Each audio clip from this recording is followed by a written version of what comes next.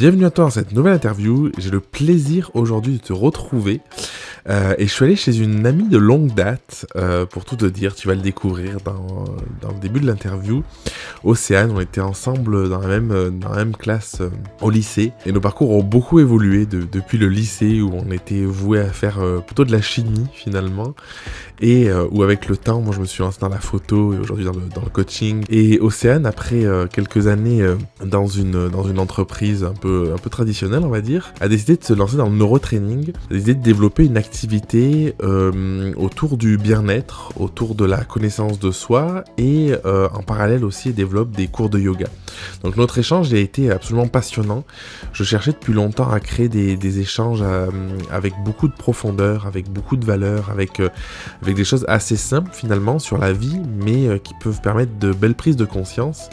Et on a parlé de tellement de sujets que je pourrais pas te le résumer dans cette introduction. Pour faire simple, Océane a partagé les moments forts de sa vie, ceux qui lui ont permis de se lancer à 100%, parce que c'est important d'arriver à passer ce cap, et surtout ceux qui l'ont aidé au fur et à mesure dans son chemin à y voir plus clair en elle du coup, pour comprendre vraiment ce qu'elle voulait vraiment pour sa vie. Et dans ce podcast, on est là ensemble pour parler de grandir ensemble. Et le fait de grandir, ça passe par énormément de prise de conscience, ça passe par des choix aussi de vie qui sont parfois pas faciles à prendre. Et du coup, c'est tout ce qu'Océane te partage dans notre discussion. Donc, je te laisse avec cette interview et j'espère que tu prendras plaisir à l'écouter. Bienvenue dans cette nouvelle interview. Aujourd'hui, je suis avec Océane. On se connaît depuis du coup plus de 20 ans, c'est ça hein? Ouais. Bah oui. Ouais, on a passé le bac en 2003 ensemble. Et Du coup, on était en première ensemble. Putain, un coup de vieux, ça fait 20 ans, ouais, c'est ça. On sait pas trop ce qu'on va dire. Du coup, pour nos 20 ans, c'est bien ça.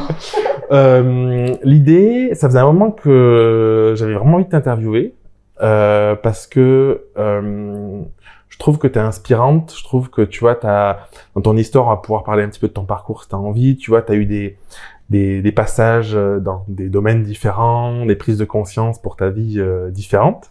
Je trouve qu'il y a quelque chose qui fait écho aussi chez moi de partir dans un secteur, à un moment peut-être se rendre compte que c'est pas forcément la vie qu'on veut ou peut-être un manque de sens et se réinventer, se réaligner pour aller vers ce qu'on souhaite.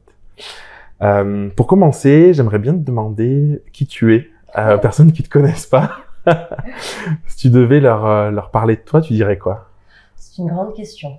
Une grande question que je laisse se renouveler de jour en jour. Mais si je devais dire qui je suis en très résumé, donc déjà je m'appelle Océane. Je dirais que c'est tellement difficile de répondre à cette question. Qu'est-ce que t'aimes dans la vie? Ce que j'aime dans la vie, j'aime le mouvement, j'aime la nature, j'aime rire, même si parfois je prends la vie beaucoup trop au sérieux. Ouais. J'aime beaucoup le calme, j'aime la nourriture, le chocolat. D'ailleurs, on a mangé du chocolat avant. Enfin, j'en ai pas mangé, mais... Oui, c'est vrai. Ouais, j'aime aussi être avec mes amis. Et passer du temps à échanger sur des choses qui ont du sens pour moi. Ouais, trop bien. En fait, il y a un truc aussi, c'est que j'avais hâte de faire cette interview avec toi. Je te l'ai proposé il y a 15 jours, je crois, qu'on le fasse, quelque chose comme ça. Et j'avais envie de tester aussi un format un peu moins formel, un peu moins descriptif du parcours, des choses comme ça, pour tenter, on va voir si ça marche, d'avoir peut-être des discussions plus profondes sur des sujets, tu vois. Et je crois que je suis nourri par ça, et du coup peut-être toi aussi, d'avoir vraiment ces échanges-là qui vont en profondeur, qui permettent la compréhension aussi du monde peut-être qui nous entoure, des personnes avec qui on échange. Qu'est-ce qui fait, selon toi, quels sont les événements dans ta vie qui font que t'en es là aujourd'hui où t'en es? Waouh. J'ai plein de petites questions comme ça, tu vois. Je crois que le gros tournant de ma vie, ça a quand même été mes enfants. Ouais. Le fait d'être enceinte et de porter la vie en moi m'a vachement emmenée à réfléchir à ma propre vie et à ce que je souhaitais pour mes enfants et à ce que je ne souhaitais plus, surtout. Et surtout à pas leur faire passer.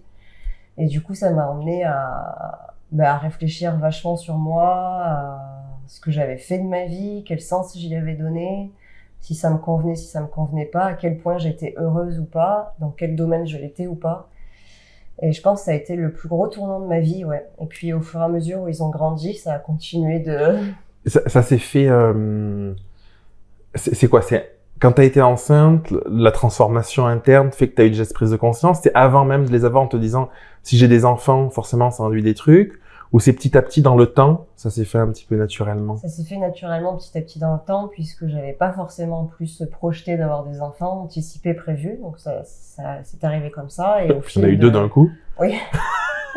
Au fil de la grossesse, il y a quelque chose d'inné vraiment qui s'est réveillé en fait. Et je pense que j'ai recontacté une part de moi que j'avais perdue depuis de nombreuses années, qui s'est manifestée grâce à la grossesse.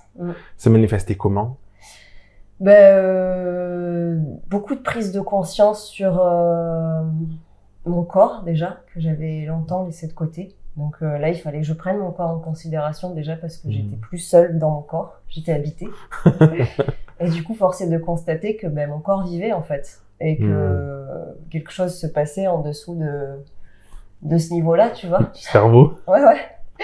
Donc, et puis quelque chose de merveilleux, de surcroît, tu vois, qui donnait vraiment envie de retourner dans mon corps que j'avais trop longtemps perdu. Donc c'était difficile, chaotique, ça m'a pris des mois, des années, et j'y suis encore, mon chemin n'est pas fini, je pense que ça sera le chemin de toute ma vie.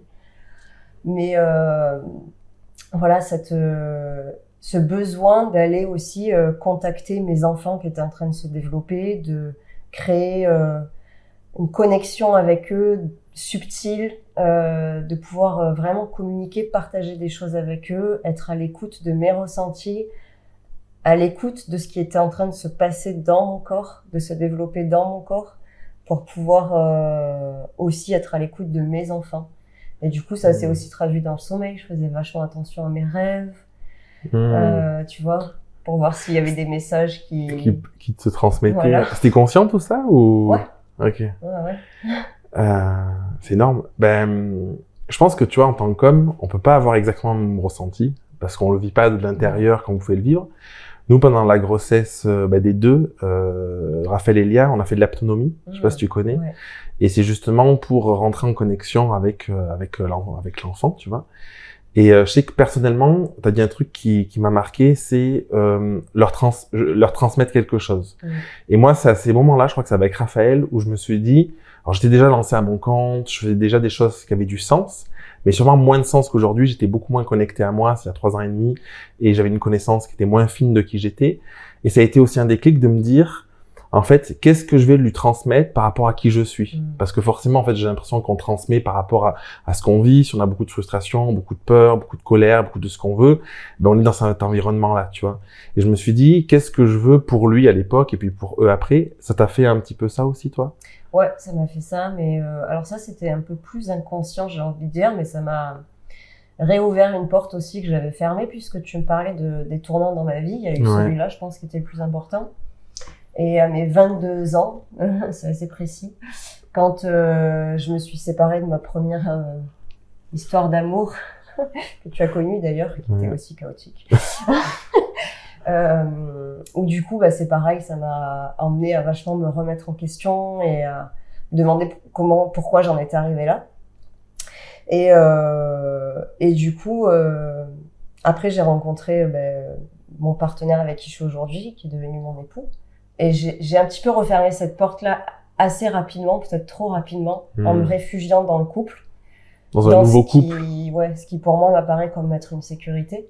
Et du coup, j'ai un peu laissé ces sujets-là de côté qui sont revenus avec la grossesse, du coup, de manière assez diffuse, assez éparse toc toc, t'avais fermé une porte il y a quelques années. C'est peut-être le moment de la réouvrir parce que là, en fait, c'est plus toi toute seule, ça va être toi plus ta progéniture, en fait. Et du coup, effectivement, ce que tu vas inconsciemment projeter sur tes enfants. Ça se matérialisait comment? C'était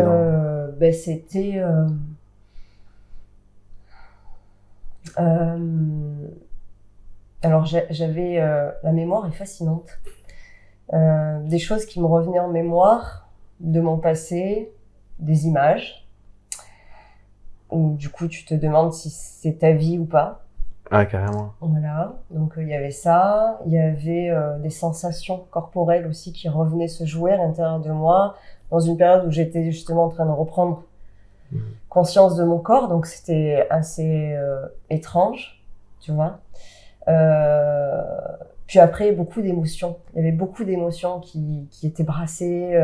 J'étais très à fleur d'émotions, en fait. Où il y a tout qui me paraissait assez exacerbé, mais en même temps, j'étais hyper sereine, hyper consciente et alignée dans ce que j'étais en train de vivre. Donc même s'il y avait des émotions fortes qui demandaient à sortir, j'ai l'impression, en tout cas, comment je l'ai vécu moi, je sais pas pour les autres, mais qu'il y avait rien de débordant et de mal placé sur les autres, mais que c'était plus ok, je sens qu'il y a des choses qui se passent, mais c'est ok en fait. Je crois que la grossesse avec mes enfants, ça m'a ramené vachement de calme et de sérénitude que depuis j'ai un peu du mal à trouver, pour être honnête. Bon, après, je pense que dans ton caractère, t'es, enfin, moi, de ce que je connais de toi, en tout cas, t'as quand même un caractère assez, je sais pas comment, t'as de l'énergie, quoi. Ouais, à fond. Ouais. J'ai une question que j'ai oubliée, par rapport à ça, tu disais, connecter à un peu à ce côté émotion, ressenti, tout ça. Est-ce que, ça m'a fait penser à quelque chose, c'est la peur. Tu vois. Et en fait, j'ai quand même le sentiment de tout ce que tu dis depuis tout à l'heure que, donc la grossesse peut-être y a aidé, mais ce sont des prises de conscience où tu te dis, je veux ça, je veux plus ça, ce que tu as dit, tu vois. Et j'ai l'impression que, t'es arrivé à suffisamment être connecté à tes ressentis pour pas être dans la peur.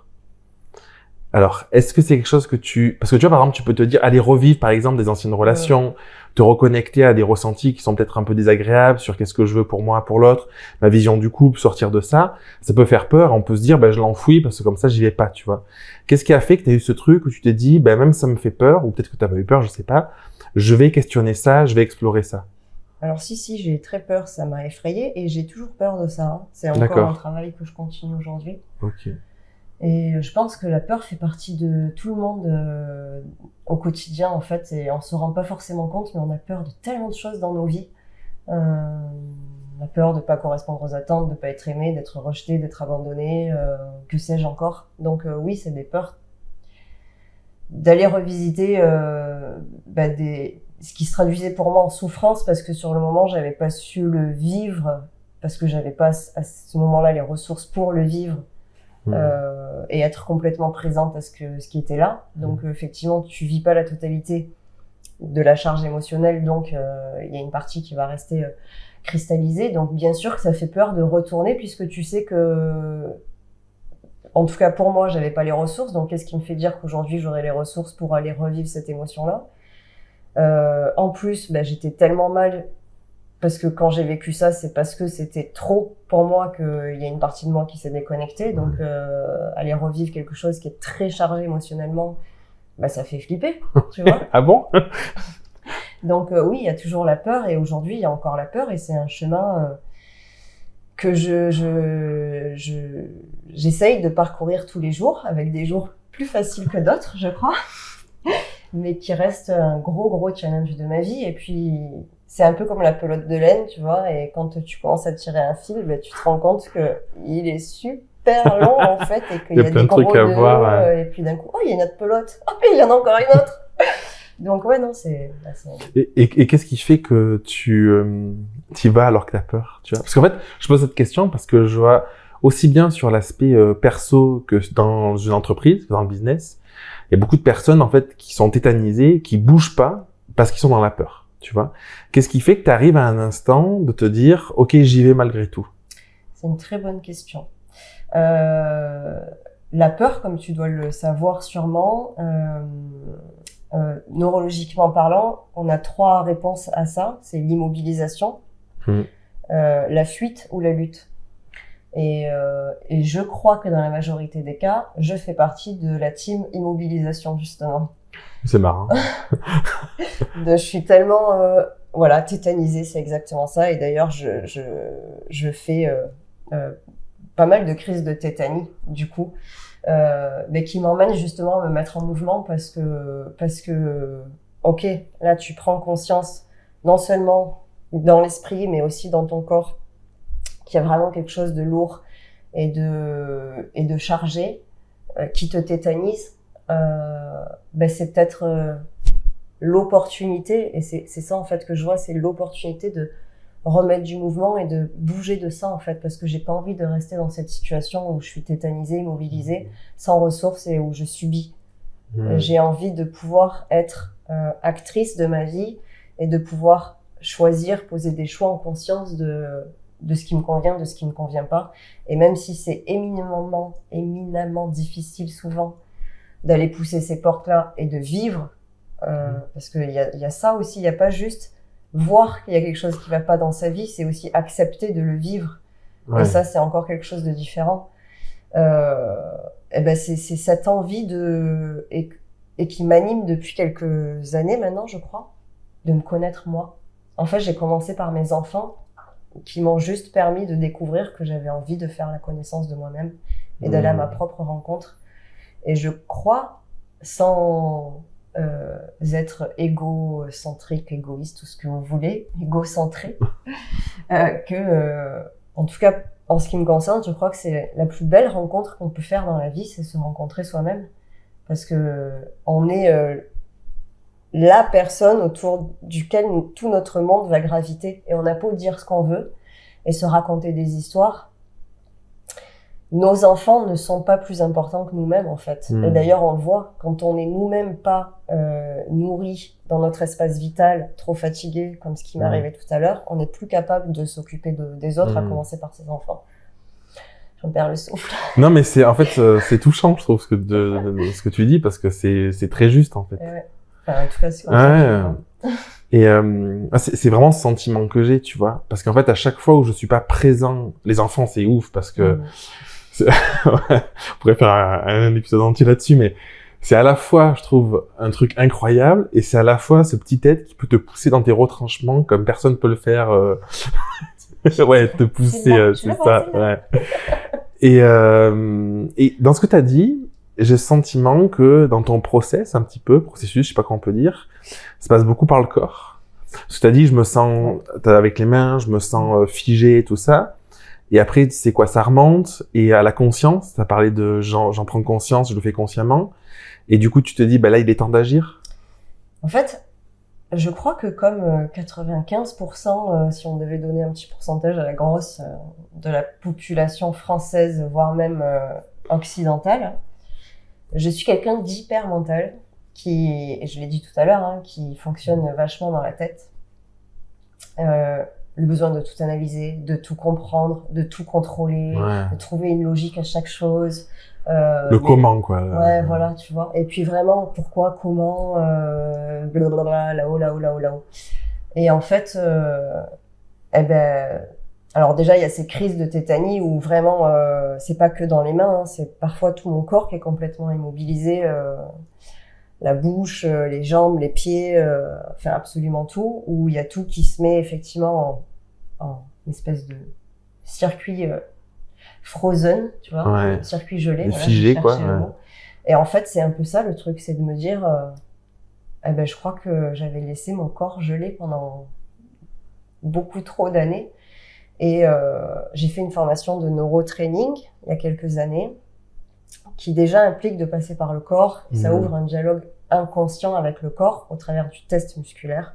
Donc déjà, de base, on se sert pas mal du corps. Le créateur et le formateur de cette méthode, enfin le co-créateur et formateur de cette méthode, à la base, il est kinésithérapeute ostéopathe. Donc il nous a enseigné aussi pas mal de techniques physiques, donc corporelles, et qui, moi, m'ont touché vachement, et j'adore toucher les corps, j'adore le toucher, quand mon corps est touché dans un espace d'égalité, j'ai envie de dire, enfin de bienveillance pour utiliser le mot à la mode, je sens qu'il y a quelque chose en moi qui s'ouvre, un espace qui n'est pas du tout ouvert lorsqu'on va juste parler avec des mots. Et rentrer dans une expérience avec mon corps, pour moi, ça change complètement toute la donne. Et du coup, le neurotraining m'a donné envie d'aller vachement plus dans le corps. Et je fais du yoga aussi depuis plusieurs années. Donc, j'étais déjà un peu dans ce parcours de corps. Et petit à petit, il y a beaucoup de profondeur qui s'ajoute à ça. Et beaucoup de connectivité où, en fait, le corps, forcément, est lié à tout le reste. On a beau le savoir, mais c'est parfois très difficile à vivre. En tout cas, ça l'était pour moi. Et j'avais beau faire du yoga depuis de nombreuses années. Lorsque je faisais des séances de thérapie, on me disait souvent l'intention que tu places derrière ta pratique de yoga est pas forcément juste pour toi parce que, en gros, tu fais ça pour assouplir ton mental. Et c'était pas faux, en fait. C'était même totalement vrai. C'est parce que C'est plus une réponse au mental qu'une réponse à ton besoin d'être dans le corps?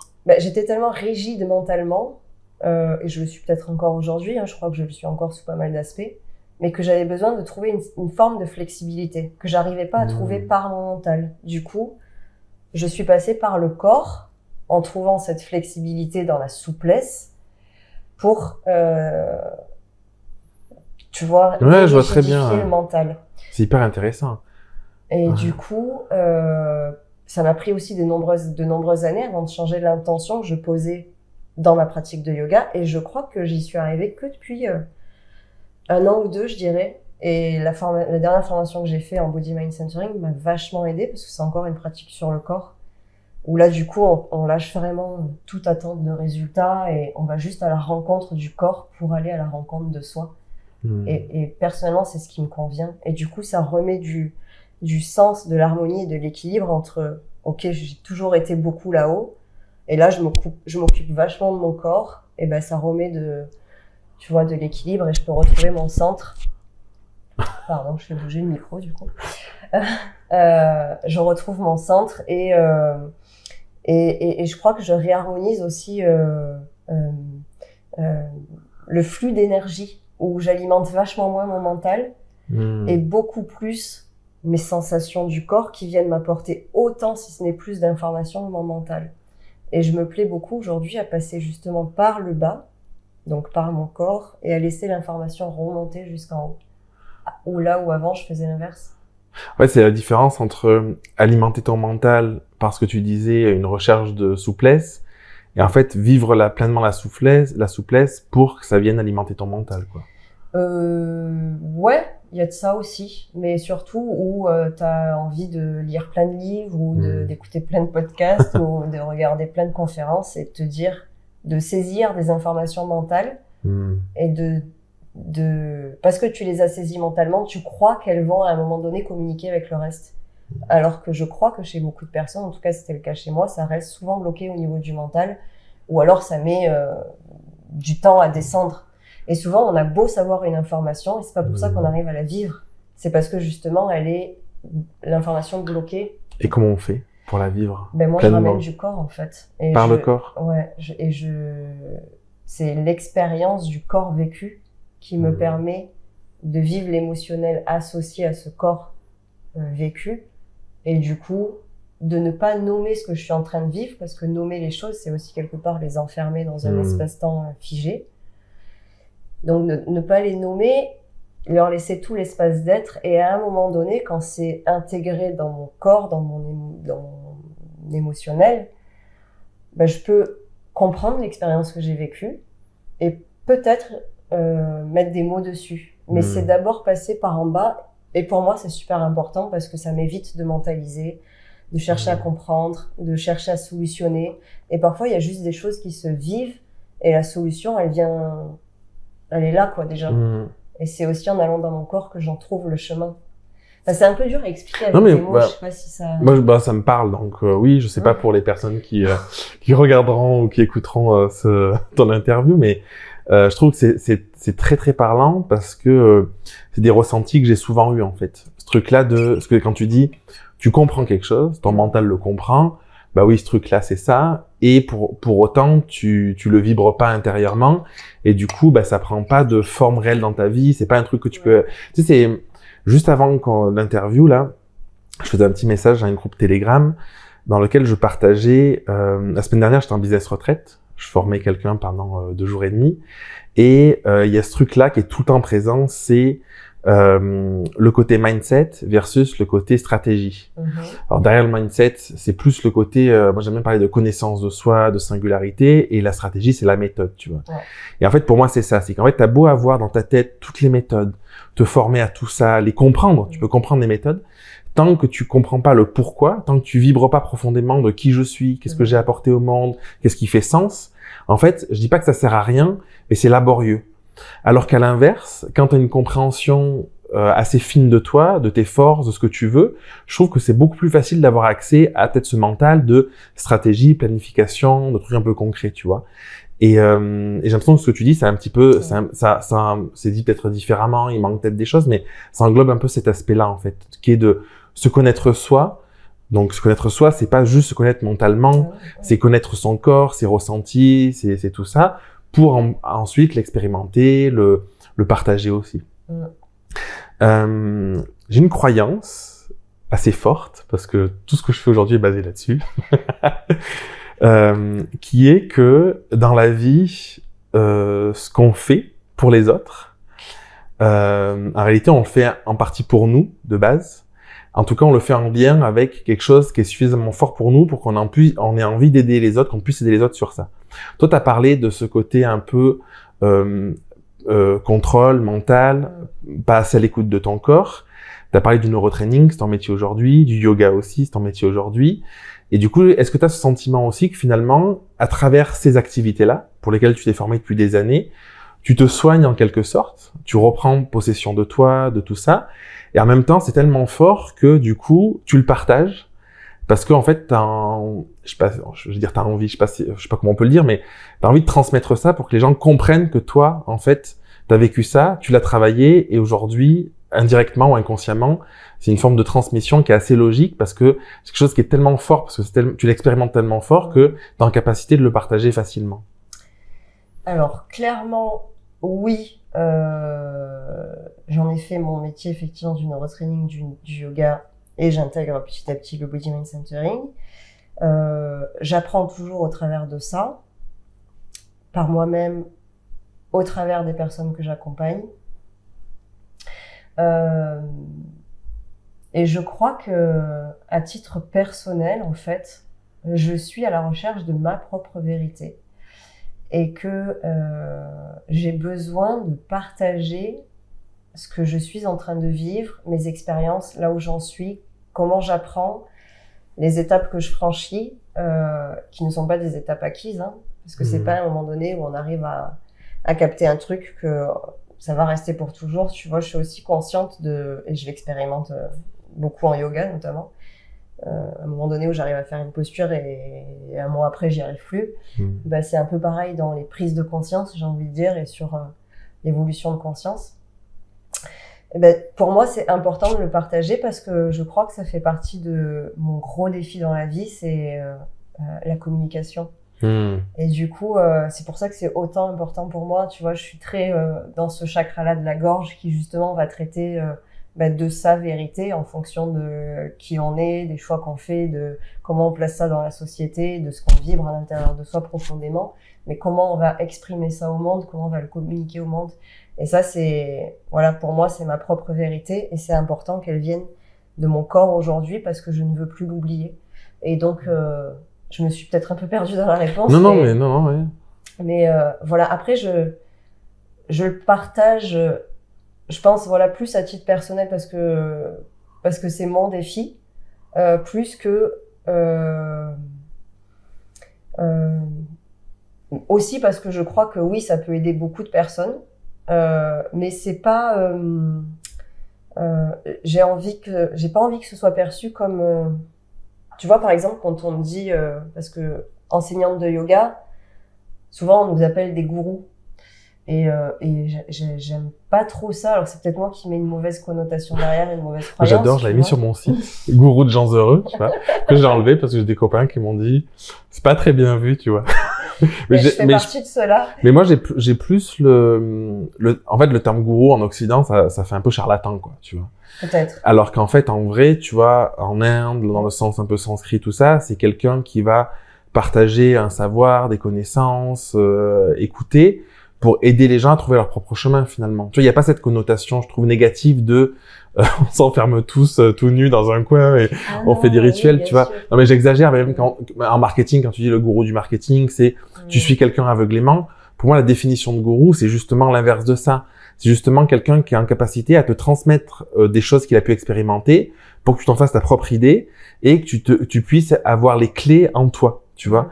Et c'est vrai que le gourou, c'est souvent vu comme quelque chose de négatif, de quelqu'un qui va te priver de ton pouvoir, alors que pour moi, je le vois comme quelqu'un qui te donne accès à ta maîtrise, à ton pouvoir, tu vois. Non, mais c'est bien d'avoir une explication extérieure. Après, tout est sujet à interprétation dans la vie, effectivement. Mais ce qui me dérange dans le terme gourou ou pas gourou, mais c'est les détenteurs de la vérité absolue, tu vois. Comme s'il pouvait y avoir qu'une seule vérité, alors qu'on est tous des êtres différents et uniques. Donc c'est vraiment dans ce côté-là où je me dis, oui, ce que j'offre et la manière dont j'accompagne les gens, elle est ce qu'elle est, et ça convient à certaines personnes, et ça conviendra pas à d'autres personnes, en fait, et c'est ok comme ça, parce que je suis pas absolue, donc voilà. Et t'arrives à te le dire, ça? Ah, tu l'as ancré, ouais. Ouais, j'arrive à me le dire. Après, c'est pas pour autant que c'est pas un défi aussi pour moi et un travail pour moi, parce que peur de pas plaire, tu vois, peur de pas être aimé. Oh purée, il aime pas comment je fais mon cours ou comment j'accompagne, donc c'est toujours un travail, bien sûr. Je me targuerai pas d'être déjà mais au contraire, j'aime limite quand ça se présente à moi, parce que ça me ramène à quelque chose d'humble, tu vois, et de me dire tu n'es qu'un être humain en fait, et tu es un être relatif, et tu n'es pas un être absolu, donc ce faisant tu ne peux pas plaire à la planète entière, c'est normal. Oui, parce que c'est ça qui est difficile parfois, c'est que à la fois on peut avoir tendance, comme tu l'as dit, parce que recherche de l'amour, quoi, enfin recherche de la reconnaissance, de tout ça, à être dans une posture où on va vachement prendre ce qui vient de l'extérieur, les critiques, les avis, les jugements, mais qui ne sont que le reflet de la réalité d'une autre personne. Et en même temps, peut-être d'être dans l'autre extrême, de dire j'en ai rien à foutre de ce que tout le monde pense et c'est moi et personne d'autre, c'est pas forcément bon non plus. Et parfois je trouve que c'est dur de trouver le juste équilibre. Moi je suis souvent dans des phases où je me sens bien, tu vois, je me dis c'est trop bien, je pense ça, c'est pas dans mon caractère, je vais pas me dire j'ai raison, les autres ont tort, tu vois, mais je ressens, je suis bien, tu vois. Et parfois, il y a quelqu'un qui dit quelque chose, je me dis non, c'est bon, il dit de la merde, c'est pas grave. Et puis j'ai des moments où à l'inverse, je le prends vachement plus et ça vient me toucher, me remettre en question et tout, tu vois, et c'est cyclique en fait. Ouais, ça te fait ça aussi? Ouais, ça me fait ça aussi, et ça m'amuse à observer justement, c'est pas français ce que j'ai dit, mais c'est pas grave. Je m'amuse à observer ce phénomène il y a des moments où j'arrive à prendre la critique comme constructive, justement, où ça m'aide à me replacer, en fait, et à me réajuster. Et des moments aussi où je suis consciente de ce que la personne dit, finalement, ça me touche pas, parce que, en fait, là-dedans, c'est à la limite juste pour elle, tu vois. Et oui, il y a des moments aussi où je me dis, où je me braque complètement, quoi. Et où ça touche fort mon ego, et où je mets des jours à sortir de ce truc-là, quoi. Donc, c'est... ça va. Je suis pas seul à vivre ça. Mais je crois que c'est humain aussi, tu vois. Parce que, de toute façon, le travail avec l'ego, la négociation avec l'ego, je crois que c'est un travail de toute la vie, et où c'est important à un moment donné, y prendre l'espace, de ramener justement l'humilité, et heureusement qu'on a ces gens-là, qui sont pas forcément d'accord avec nous, qui nous aident à redescendre quelque part, tu vois, parce que sinon j'ai envie de dire, si on n'était qu'avec des gens qui nous donnaient raison, qui aimaient notre travail, qui aimaient ce qu'on est, ce qu'on fait, ce qu'on partage, ça serait limite c'est chiant. C'est chiant. Ouais, c'est vrai. C'est vrai. Limite chiant, et puis en plus enfermant, quoi. T'as dit un truc là, juste un instant, t'as dit la négociation avec l'ego. Et je pense que c'est ça, en fait. C'est qu'en fait, on est en constante négociation avec nous-mêmes, quoi. Oui. Je crois qu'il y a de ça aussi, Et c'est marrant parce que en BMC, Body Mind Centering, on expérimente. Il n'y a pas de on apprend, c'est vraiment on expérimente dans notre propre corps et j'en ai fait l'expérience, c'est pour ça que je me permets d'en parler et c'est pas le cas de tout le monde et c'est ok parce que encore une fois c'est subjectif, hein, on n'est pas voué à de l'absolu. Le système musculaire est, je crois, un des systèmes organiques qui représente le plus cette négociation justement. Et d'ailleurs c'est très marrant parce que en yoga, lorsqu'on est débutant, en tout cas, on se sert vachement du système musculaire dans les postures. Non, mais là je sens que j'arrive pas à faire cette posture. Pourtant la prof elle me dit de le faire, je veux le faire et l'ego justement il arrive et il dit je m'en fous, je fais quand même la posture, quitte à me faire mal. Et c'est pour ça qu'il y a beaucoup de blessures dans le yoga. Et j'y suis passée, où on met l'ego au défi, non moi j'y vais, et le système musculaire, du coup, lui il veut pas négocier, donc bam, il te tend, il va te faire une déchirure, j'en sais rien, une contracture, tu vois. Et le système musculaire, et c'est pour ça que j'adore ce voyage à l'intérieur du corps, parce que on trouve dans le corps toutes les ressources spirituelles, si on devait définir ça en un mot, tu vois, mais toutes les ressources de la vie et de ce qu'on peut percevoir dans les différentes dimensions de notre être. Ouais. Donc en fait, il y a tout qui est dans le corps et ça me fascine par l'infiniment petit, de rejoindre l'infiniment grand. C'est beau. Bon, ça me parle, hein, tout ça. J'aimerais te poser une question qui est pourquoi t'as fait ce virage et t'as choisi, je veux dire, ce métier ou ces métiers aujourd'hui. Nous avons 4 heures. Ouais, non, tu l'as dit tout à l'heure parce que je crois que j'avais un gros travail sur moi à faire. Depuis assez petite, j'ai envie d'aider les gens, mais j'avais jamais trop su la forme que ça allait prendre ou que j'avais envie que ça prenne. Je me suis laissée conditionner par la société, l'éducation qu'on peut recevoir à l'école, de mes parents de manière inconsciente, de ma fratrie, sur la vie en gros c'est te marier, faire des gosses et avoir un boulot en CDI puis acheter une maison. Ne pas oublier. Pour partir en vacances. J'ai fait tout ça. Et en fait, je me suis un peu oubliée dans le parcours jusqu'à ce moment, voilà, de virage. Enfin, c'est plusieurs virages. Il m'a fallu quand même pas mal de prise de conscience pour me dire à un moment donné, sors-toi les doigts et fais un truc quand même. Change. Voilà. Et donc, j'ai fait des thérapies. Et la première par laquelle j'ai commencé, ça a été psychologue. Il y a des années en arrière, sur les bons conseils de Guillaume. Et en fait, la première séance que j'avais fait, mais j'avais trouvé ça nul. C'était quelqu'un qui était allé voir lui ou? Oui. Ah. Et ça me convenait pas du tout, quoi. M'asseoir sur un canapé et puis faire que parler et payer pour avoir fait que parler. Enfin, je trouvais ça complètement démentiel, tu vois. Et en plus, ça me renvoyait à l'idée de ça va pas, t'es pas normal, il y a un truc qui va pas chez toi puisque t'as besoin d'aller consulter, t'es pas capable de t'occuper de toi toute seule. Des négatifs du coup. Bon, je brassais à bloc, donc j'avais laissé tomber et puis j'ai relaissé passer des années. Et puis je suis retournée voir une autre psy, cette fois-ci sur les bons conseils d'Aurore, que tu connais aussi, me semble. Ouais. Et là, ça a été vachement mieux. Je crois que j'étais prête et j'ai fait un bout de chemin avec cette psy. Et puis en parallèle, après, j'ai commencé à voir des kinésiologues, des ostéopathes qui travaillaient sur le quantique, des neurotraineurs, des personnes qui travaillaient sur l'énergétique. Et j'ai fait pas mal de thérapies comme ça. Et au plus j'avançais, au plus je me rendais compte de mon besoin d'aller encore plus loin. Et puis du coup, ça a bouclé la boucle sur, en fait, tu avais toujours envie d'aider les personnes, donc à un moment donné, pourquoi tu t'aiderais pas toi-même pour pouvoir en même temps aussi aider les autres, et puis peut-être ce sur quoi tu as avancé, pouvoir aider les autres aussi. Enfin voilà. Presque une vocation finalement. Ouais, peut-être, je sais pas.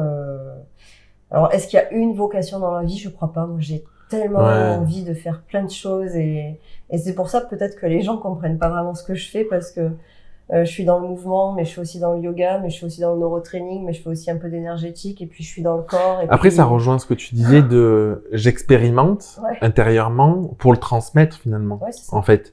Et tu peux expérimenter n'importe quoi, ça fait sens, quoi. Oui, carrément. Finalement. Mais c'est ce qui perd un peu les gens. Tu vois, on a plutôt l'habitude d'avoir des spécialisations, genre Jérémy, il est photographe, machin. Ouais, moi je perds les gens aussi, oui. Parce que je fais de la photo, du coaching.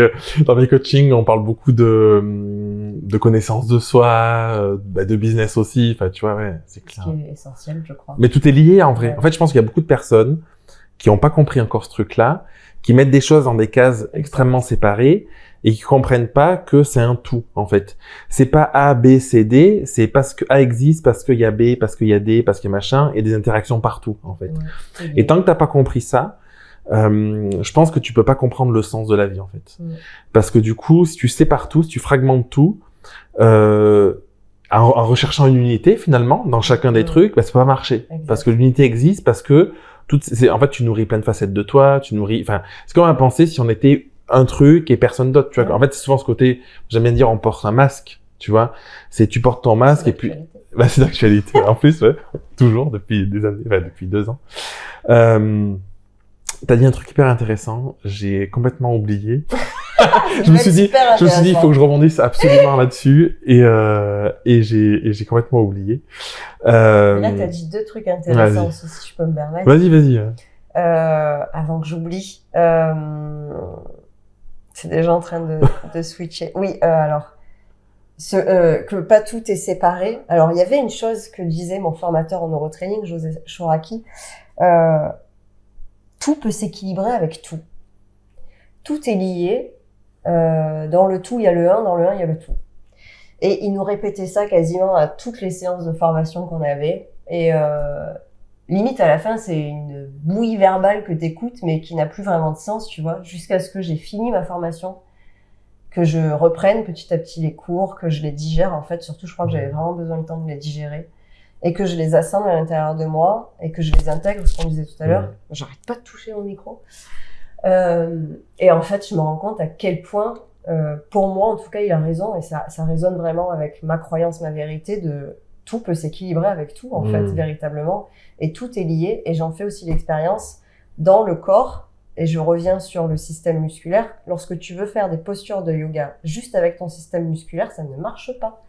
Parce que tu peux pas rester dans cette case, effectivement, où je suis que des muscles. Ben non, en fait, t'as aussi du sang, t'as aussi de la graisse, t'as aussi des os, t'as aussi un système nerveux, t'as aussi des cellules, t'as aussi de la lymphe, enfin voilà. Et du coup, c'est en prenant connaissance et en reliant tous ces systèmes qu'on peut devenir complet. Tu vois, et c'est pour ça que c'est aussi important pour moi la recherche du corps, parce que ça ramène aussi cette complétude là de pas juste chercher dans le subtil, mais de chercher aussi dans la matière la résonance du subtil et inversement, et comment nourrir l'un peut alimenter l'autre et inversement. Et je dis waouh. J'ai plein de trucs qui viennent en tête. J'ai une question à te poser. Par rapport à la chose que tu as dit tout à l'heure, c'est... moi, j'ai le sentiment que l'être humain, je sais pas si c'est valable pour des animaux, mais en tout cas pour nous, on a besoin d'être face au mur, ou dans le mur, souvent, pour réagir. Ouais. Est-ce que tu as ce sentiment-là? Est-ce que tu penses que c'est inévitable? Alors, pour moi, c'est pas inévitable. Et c'est le choix... souvent inconscient, pour ne pas dire à 99,9999% des cas, de quasiment tout le monde, où on a plus tendance à fonctionner dans le conflit et dans le non-choix que dans l'harmonie et le choix. Parce que c'est ce qu'on a toujours fait et c'est les repères qu'on a jusqu'à aujourd'hui. Où effectivement on a vraiment besoin, c'est un peu ce qu'on disait tout à l'heure d'ailleurs, hein, et je sais que j'y suis encore dans beaucoup de domaines de ma vie, d'avoir quelqu'un limite qui va te dire mais c'est vraiment de la merde ce que tu fais pour te remettre en question. Ouais, mais c'est ça. Ou de faire un burn-out, ou de vivre une séparation hyper douloureuse, ou d'avoir un client qui t'insulte. Enfin, genre, ça va tout le temps en fait. Ou d'être en guerre avec un enfant, enfin de tes enfants ou quoi. Pour un moment, pour moi c'est ça la situation, être face ou dans le mur souvent, tu vois, parce que tu l'as dépassé le truc. Pour finalement te dire non mais je vais changer des choses, tu vois. Ouais. Et je sais que moi, j'essaye en tout cas d'avoir la conscience toujours de me dire, je me situe à quel niveau. Alors, c'est pas possible de l'avoir pour tout le temps, tu vois, mais j'essaye vraiment, c'est un truc que j'essaye de me dire régulièrement. Et ça me fascine parce qu'en fait, moi, j'ai ce sentiment comme toi que c'est qu'un choix, en fait. De manière générale, alors ça c'est dur pour beaucoup de personnes, mais je pense que la vie est faite de choix, en fait. Et c'est ça. Et de pas choisir, c'est un non-choix, finalement, et c'est une forme de choix aussi, en quelque sorte. Ouais. Et non, mais c'est ça, en fait. Parce que tu vois, d'ailleurs, j'ai pas le choix. Bah, tu fais le choix de te dire qu'il n'y a pas de solution, tu vois. Et moi, c'est une question qui me fascine de me dire comment on peut arriver à raccourcir ce truc pour pas être dans le mur, anticiper ça, quel que soit le domaine de sa vie, pour développer son entreprise, pour dans son couple, avec ses enfants, avec ses amis, pour soi personnellement, tu vois, pour aller vers ce que tu disais finalement, un meilleur équilibre, plus d'alignement, parce que je pense que ça amène à ça, tu vois. Et bon, j'ai pas encore trouvé la réponse. Je crois que la réponse, c'est la rencontre avec soi et la connaissance de soi. Et ça implique la priorité, je crois, c'est d'aller regarder ses limites et un peu ce que tu disais, voir où elles sont posées, tes limites, est-ce qu'elles existent, où elles sont posées, est-ce qu'elles sont justes pour moi aujourd'hui. Qu'est-ce que tu entends par limite? Les limites de ton espace vital, donc de manière générale dans ta vie, avec tes enfants, avec ton épouse, avec ta hiérarchie ou tes pairs ou tes collègues de travail. Est-ce que déjà, dans la matière, physiquement parlant, déjà rien que là, tu vois, a priori, c'est OK pour nous. Moi, je me sens bien, en tout cas. J'arrête pas de toucher mon micro. Je me sens bien dans mon corps, là, tout de suite, dans mes sensations. J'ai pas l'impression que tu rentres dans mon espace vital, tu vois, par exemple, les limites physiques. On met un coussin. Mais ça vient tout à l'heure tu m'avais vu dire à ma fille je sais plus ce qu'elle voulait et que je lui ai dit que c'était trop pour moi, mais tu vois ça faisait partie des limites. Alors je sais pas comment on peut les nommer, mais là tout de suite j'étais plus disponible pour elle en fait, et ça aussi c'est des limites. Alors je sais pas comment les nommer, mais voilà, c'est apprendre, ok, là c'est vital, et en fait si je tape dedans pour répondre à sa demande et pour la contenter, pour pas la laisser seule, parce que je me sens la responsabilité d'être une bonne mère ou je sais pas quoi, du coup ça fait taper à moi dans mes limites et dans mon énergie vitale. Donc c'est vraiment les limites, ok, quelles sont mes limites physiquement, émotionnellement, avec mon mari, avec mes enfants, avec mes pères, dans ce que je fais avec mon corps, dans l'alcool, dans la clope, le sommeil dont j'ai besoin, et tout ça, ça participe à, ok, apprendre à te connaître, en fait, apprendre à savoir qui tu es, sachant que tu n'es pas figé. On en revient à ce que je disais tout à l'heure, tu vois. Oui, ça peut bouger. Exactement, t'es en constante évolution. Donc pour moi, la première étape, c'est connaître tes limites, et c'est vraiment la première porte de ok, je commence à pouvoir définir, et c'est hyper important, ça définit ton intégrité, en fait, tu vois. Et l'intégrité de qui je suis, de qui je ne suis pas. Et aussi, ça te permet d'arrêter de te confondre avec l'autre. Ou quand l'autre va avoir des besoins, si t'as pas des limites qui sont correctement posées, ou si tu sais pas vraiment où elles sont, tu vas potentiellement croire que ce besoin, il est à toi, ou que tu te dois de répondre à ce besoin. Il y a tellement de personnes qui vivent la vie de quelqu'un d'autre, en fait, en pensant que c'est ce qu'il faut faire, ou c'est... Ça me parle beaucoup ce que tu dis, parce que dans cette notion de se prendre le mur, tu vois, cette notion de limite, finalement, elle est assez évidente. Tu te prends le mur parce qu'en fait, tu vas jusqu'au mur, en fait. Et si tu arrives à te mettre un cercle de qu'est-ce que j'accepte ou pas, c'est beaucoup plus facile. Et la difficulté que j'y vois là-dedans, moi, c'est un challenge pour moi, tu vois, en quotidien et tout, j'avance, mais c'est justement être suffisamment, comme tu l'as dit, à l'écoute de soi pour pouvoir ensuite mettre la limite. Parce qu'en fait, si t'as pas d'écoute de toi, si tu sais pas comment tu réagis, si tu sais pas où t'en es émotionnellement, si tu sais pas où t'en es sur tous les aspects, mais c'est compliqué de les partager et de dire stop, je veux plus, ou oui, tu peux y aller, quoi. Tout à fait. C'est pour ça que c'est aussi important pour moi et que je passe autant de temps à l'introspection, même si ça n'empêche pas de vivre des expériences avec l'extérieur, avec toi, avec tous les gens qui m'entourent. Mais du coup, j'ai vachement changé de regard, et vraiment, quand on dit parfois ça va changer ta vie, c'est vraiment véritable, tu vois, parce que c'est pas d'un coup je vais gagner au loto, genre une super maison, une super bagnole ou je sais pas quoi, mais c'est vraiment changer le regard que tu portes sur le monde. C'est arrêter de regarder dans quelque chose d'étriqué ou c'est la faute de l'autre, c'est l'autre qui est le méchant, j'en sais rien, j'ai pas d'autres exemples là, mais et commencer à se Oui, dire, ou un tel, il fait plus d'argent que moi, voilà, et du coup, pourquoi, en fait, ouais, je la mérite jalousie, pas, la comparaison. exactement. Ouais. C'est qu'est-ce qui fait en fait que je suis en train de vivre ça? Qu'est-ce que je renvoie? Pourquoi j'ai ça à l'intérieur de moi? Comment ça se fait que j'arrive pas à casser cette boucle? Comment je fais pour casser cette boucle? Et c'est c'est commencer à ramener de soi, quoi. C'est refaire de sa vie, et c'est ce que je disais tout à l'heure, hein, se replacer au centre de son expérience. Pour moi, c'est la clé. C'est à partir du moment où je commence à me connaître, je peux commencer à évoluer avec l'autre de manière juste, en fait, parce que sinon, on est constamment en train de je rentre dans ton espace, tu rentres dans le mien. Tu vois, il y a de l'oppression, du manque de liberté. Et moi, je raisonne vachement sur ce côté-là de je te bouffe. Hein, tu vois, c'est le chakra racine, ça. De tu bouffes mon espace, tu vois. Donc c'est aussi cette notion de limite vachement qui est aussi pour moi très importante et qui est un challenge au quotidien. Et le yoga, ça permet ça? Le yoga, c'est très large. Souvent les personnes, ils ont une compréhension limitée du yoga en croyant que ce ne sont que des postures, donc des asanas. Et compare ça au sport, au fitness, ou je sais pas quoi, alors que ça n'a rien à voir. Souvent, les asanas sont la première porte d'entrée du yoga, parce que les Indiens partent du principe que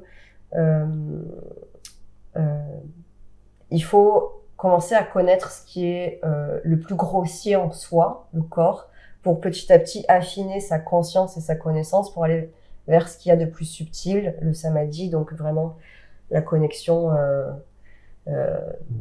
divine. Bon, voilà, ça a peut-être une connotation spirituelle, voilà.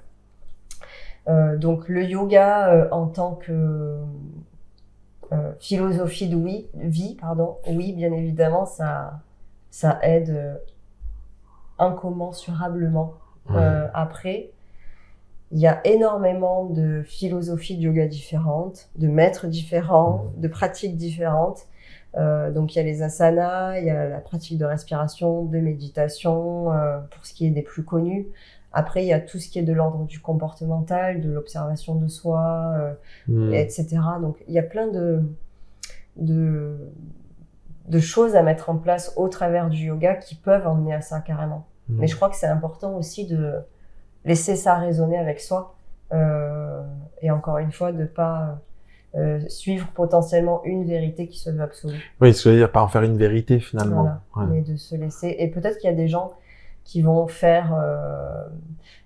Moi, je suis revenue au yoga par la porte de la méditation, par exemple. J'avais commencé les asanas il y a des années, puis après j'avais un peu laissé ça de côté, et je suis revenue par la méditation. Et il y a des personnes qui feront jamais d'asana, et c'est pas pour ça qu'elles font pas du yoga, en fait. Tu vois? Donc, le yoga, c'est vraiment une philosophie de vie, au-delà d'une pratique de, voilà, pendant 1 heure, je vais méditer. C'est vraiment au quotidien, du matin au soir, comment j'applique dans ma vie l'enseignement que je suis en train d'expérimenter dans moi-même, à tous les niveaux. Et c'est pas être parfait en plus. Quoi. Ah non, pas du tout. C'est être parfait, c'est dans le sens, je fais du mieux que je peux là, à l'instant T, avec les ressources qui me sont disponibles. Ça me fait penser à quelque chose, tout ça. C'est, est-ce que tu penses qu'on peut être heureux, profondément aligné, qu'on peut avoir une connaissance subtile, fine de ses besoins, de qui on est, de tout ça, sans être à son compte? Parce que les personnes qui vont nous écouter, même s'il peut y avoir des personnes plus larges, c'est quand même des personnes, des entrepreneurs ou des personnes qui souhaitent le devenir, tu vois. Et moi, je crois que tout à l'heure, tu as parlé un peu, je crois, de développement personnel, enfin, en tout cas, autour de la connaissance de soi, on peut l'appeler comme on veut, mais voilà, le terme un peu générique, ça peut être ça. Je trouve que l'entrepreneuriat, c'est le meilleur levier de développement personnel au monde, parce que du coup, ça te pousse à te poser des questions que tu ne te serais jamais posées, en fait. Ça te pousse à te confronter à des peurs, à ta relation à l'autre, à ta relation avec toi-même, parce que rien que définir des tarifs, vendre tes offres, communiquer, ça vient faire appel à tout un tas de croyances, tout un tas de choses qui, je trouve, ne peuvent pas ne pas te faire bouger. Enfin, c'est ma philosophie, c'est ma vision, tu vois. C'est ma vérité. Et du coup, parfois, je me demande, est-ce qu'on peut atteindre ce niveau en étant salarié d'un boulot classique, peut-être, tu vois, ou qui ne nous nourrit pas spécialement? Alors, il y aurait plein de choses à dire sur ce que tu dis. Je vais certainement oublier les 3 quarts, mais c'est pas grave. Je fais des questions qui sont beaucoup trop longues. Ah non, pas du tout. C'est juste que ça m'inspire tellement que j'ai trop de choses à dire. Je crois qu'il n'y a pas un chemin, encore une fois, qui est applicable à tout le monde, en fait. Donc, pour toi, le chemin qui marche, c'est être indépendant, et c'est super. Je crois que c'est effectivement une super voie, mais qui n'est pas une obligation et qui n'est pas la voie à emprunter pour tout le monde. En fait, attends, juste je précise, je pense qu'on peut être à l'écoute de soi en étant salarié, par exemple. Je pense que tu vois, c'est pas incompatible. Par contre, en fait, mon ressenti, c'est plus de me dire que c'est très compliqué de ne pas l'être quand t'es à ton compte. Ouais, c'est pas faux, je crois. Alors après, est-ce qu'on ressent ça parce qu'on est tous les deux en indépendant dans le métier de l'accompagnement aussi? Ce qui fait que de facto, on se pose plein de questions. Est-ce qu'un indépendant dans le BTP fait ce chemin-là? Je suis pas certaine. Alors peut-être je sais pas, c'est une bonne question. Inconsciemment, tu vois, un avocat qui est indépendant, alors oui, il va forcément réfléchir sur sa valeur, ce qu'il a apporté, et de manière inconsciente franchir des étapes pour lui, parce que de toute façon, l'expérience, de manière générale, elle apporte des clés de résolution. Après, effectivement, je pense que c'est pas un chemin, l'entrepreneuriat obligatoire pour tout le monde, et selon l'activité en entrepreneuriat va faire bouger des choses différentes. Oui, parce que quand t'accompagnes des gens dans le bien-être, dans la connaissance de soi, en fait, c'est forcément logique, finalement. Ça, c'est compliqué, si sinon. Si tu réfléchis pas sur toi-même, ça va être compliqué après. Mais, ouais. Et, effectivement. Mais après, pour avoir vécu, dans le monde salarié pendant des années,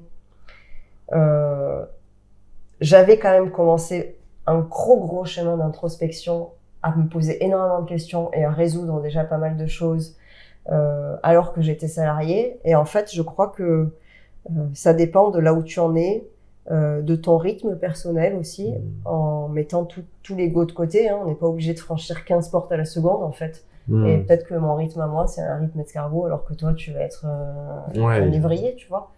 Et on n'a pas le même chemin, pas le même parcours. Et donc, moi, le monde de l'entreprise m'a permis de résoudre déjà vachement de sujets que je crois aussi que je n'aurais pas pu résoudre si j'avais pas été dans ce moule, dans ce cadre, avec ces personnes, dans ce contexte, avec ce boulot, en interaction avec ces personnes. Donc, ça, en fait, rien n'arrive vraiment par hasard. Tu fais des expériences. Voilà, on est là où on doit être pour résoudre ce qu'on doit résoudre. Et si à un moment donné,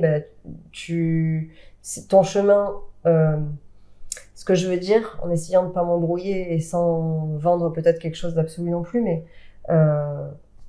pendant des années, j'ai été salariée. Voilà, je disais, ça m'a permis de résoudre plusieurs trucs. Et j'avais cette envie depuis des années de devenir indépendante, de voler de mes propres ailes. J'avais énormément de peur, que j'ai toujours. Mais surtout, en fait, j'étais pas prête. Et ça m'a pris des années pour résoudre ces choses-là. Et j'avais toujours cette envie au fond de moi, mais j'avais trop peur de me lâcher. Moi, j'ai un gros besoin de sécurité, notamment de sécurité financière. Donc, quitter l'entreprise qui me nourrissait tous les mois aussi, tu vois, c'était hyper challengeant pour moi. Et il a fallu que j'avance sur plein de sujets sous-jacents qui n'avaient rien à voir en soi avec l'aspect finance, tu vois. Ça a résonné avec la famille, etc., etc.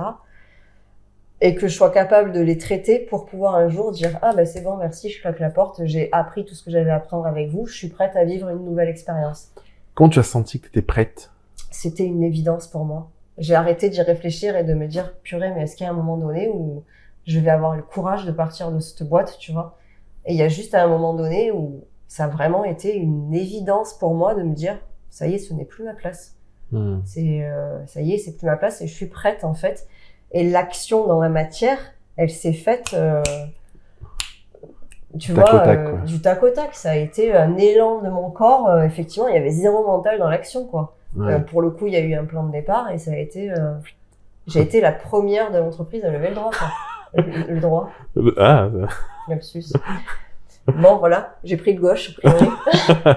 Donc, ouais, c'était, ça a été une évidence. Mais depuis que je suis indépendante, je relève une tonne de challenges, de faux. c'est ça, ce truc-là. Mais j'en relevais autant avant, tu vois. Ouais. C'est peut-être parce que petit à petit, il y a mon scope de conscience aussi qui s'ouvre et j'ai de plus en plus conscience Accès à de ce que des je fais, de infos. ce que je suis, et de comment je traite les dossiers, etc.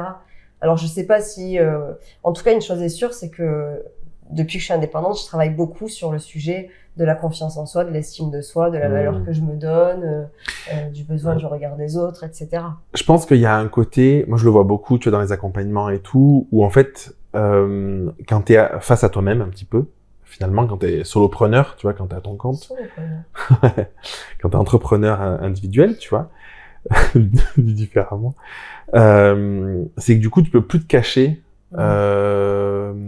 avec d'autres personnes, d'autres individus, tu vois.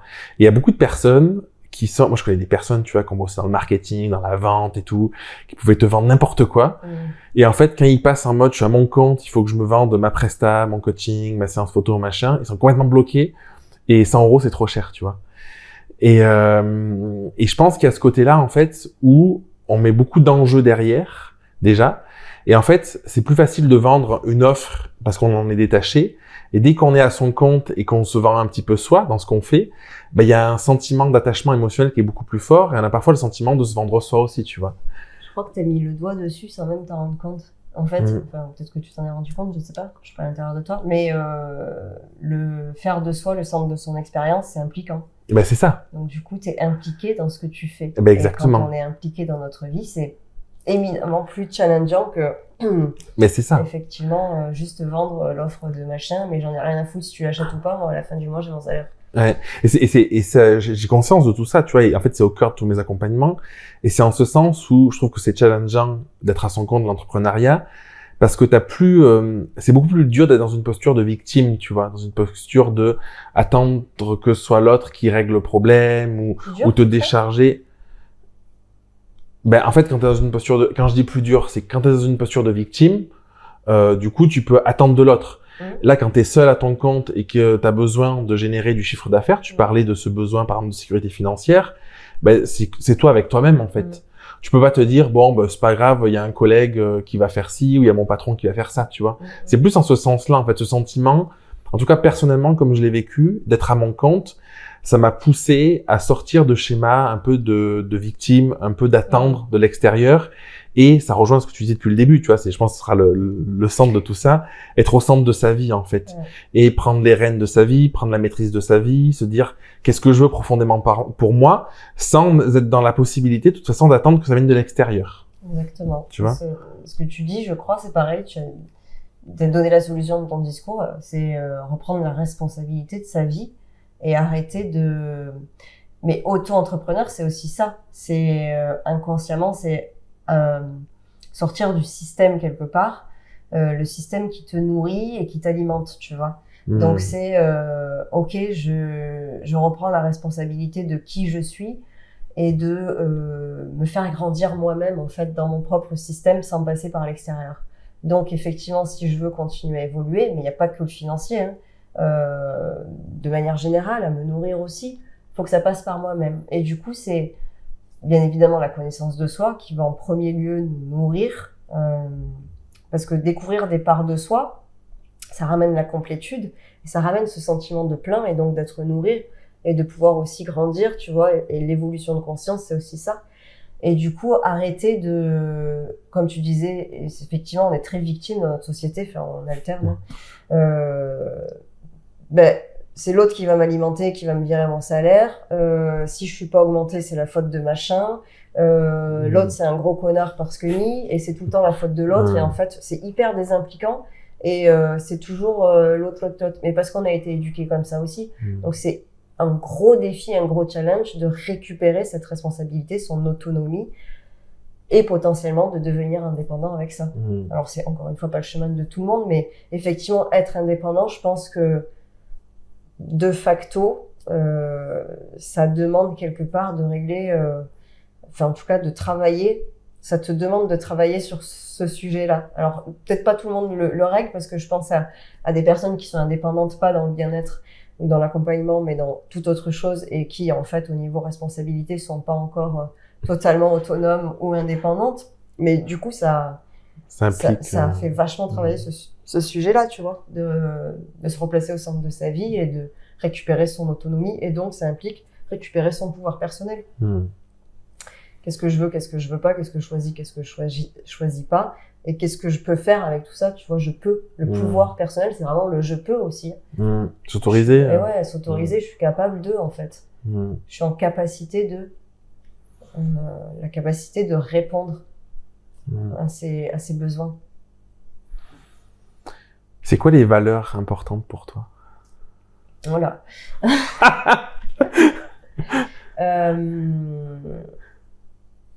Les valeurs importantes pour moi, alors ça dépend ce qu'on y mettrait derrière, mais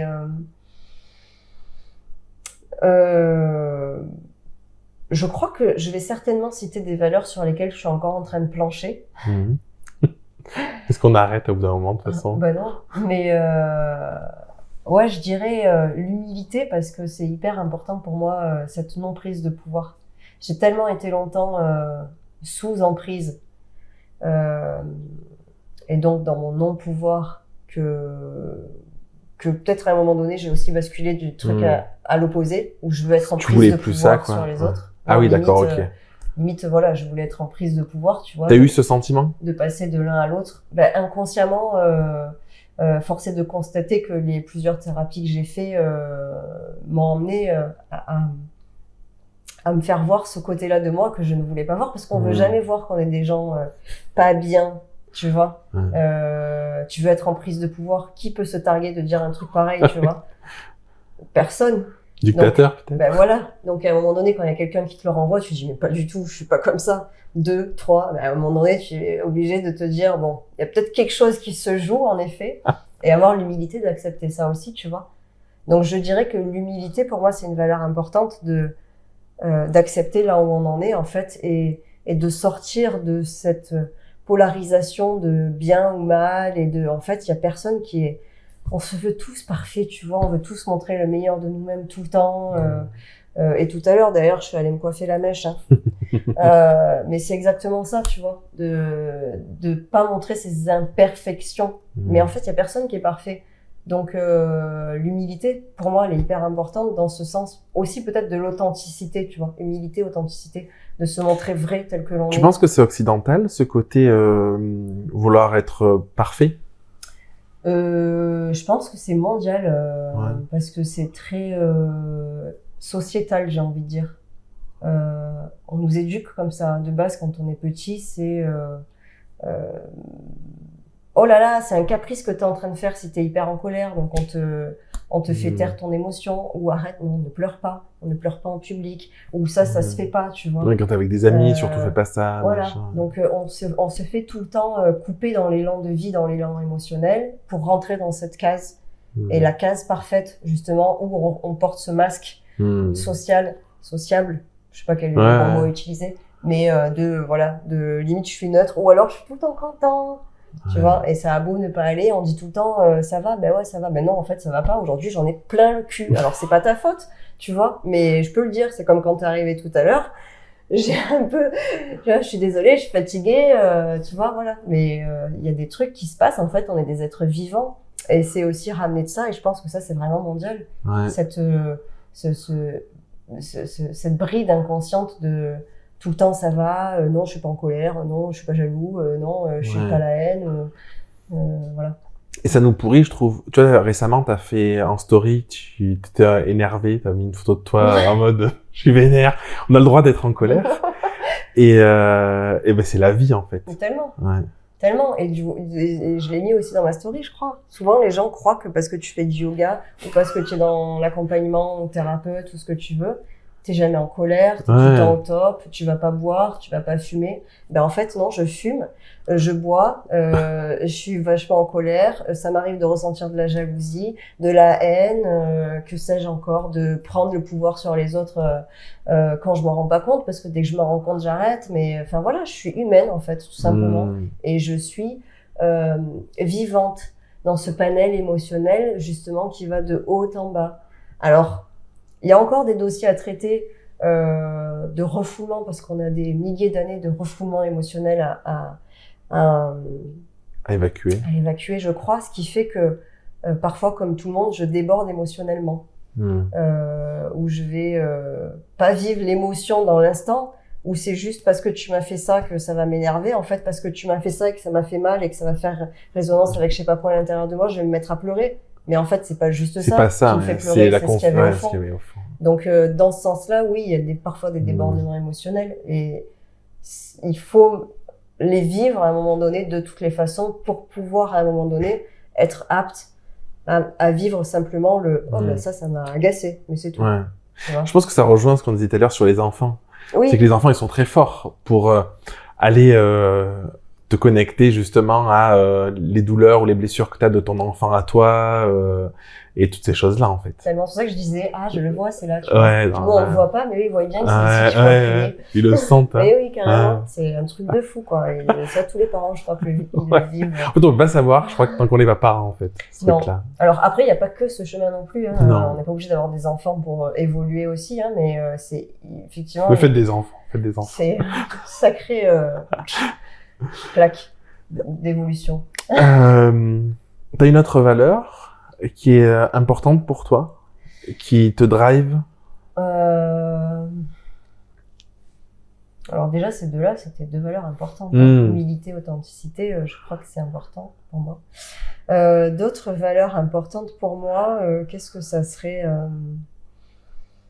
alors, je sais pas si on peut dire que c'est une valeur, mais l'apprentissage, la découverte. Pour moi, c'est le leitmotiv de ma vie, quoi. C'est le truc qui me fait avancer et qui est hyper importante. Le jour où j'arrêterai d'apprendre, je pense que ce sera le jour où je tirerai le rideau, merci. Je me casse de cette vie. Tu vois, quand on a fait une séance de neurotraining, peut-être que ça englobait plusieurs trucs, je sais pas, mais et quand je suis rentré, du coup, ce que j'ai dit à Elodie, c'est justement ce truc-là c'est génial parce que j'aurais pas su définir précisément ce qu'on a fait tu vois, de manière très concrète, parce que j'avais le sentiment que ce que tu as apporté, c'était le fruit d'une multitude de petites choses. Et ce que tu dis sur la valeur apprentissage, je pense que c'est quelque chose d'hyper important en réalité, la curiosité, tout ça. En fait, c'est justement ce truc où souvent on en revient on est dans une petite case, où on veut être dans une petite case, on nous dit ce truc-là c'est comme ça. Et je pense que la richesse de la vie, c'est justement d'aller faire plein d'expériences de partout, de connecter avec plein de trucs, de faire son micmac et qui va évoluer en continu, tu vois.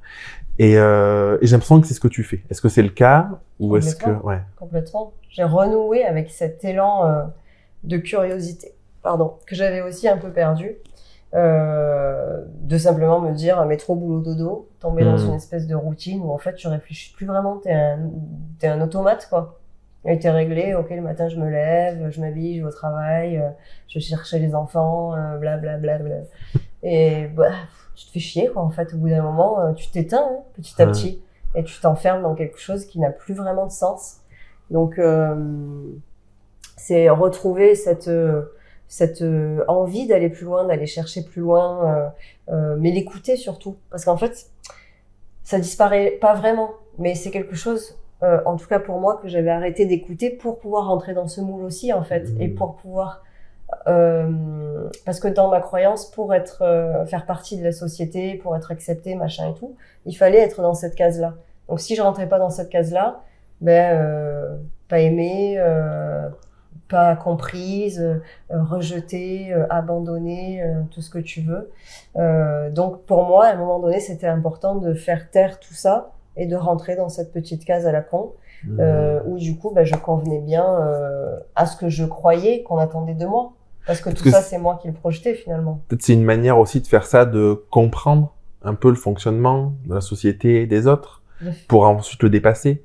de rentrer dans le moule finalement. Ah oui, alors moi j'ai eu besoin de ça, hein. Pas tout le monde, encore une fois, passe Ouais, par oui, là, oui. mais moi j'ai eu besoin d'aller me taper la tête à ce niveau-là, et voilà, de me dire, enfin c'est même pas la tête, c'est qu'à un moment donné t'es dans cette case, et puis manque de liberté de ouf, quoi, hein. Moi je raisonne vachement sur la liberté aussi, donc liberté limite, hein, de toute façon je l'ai dit tout à l'heure, ça va avec je crois. Donc à un moment donné justement, il y avait plus d'espace pour que je puisse me déployer là-dedans.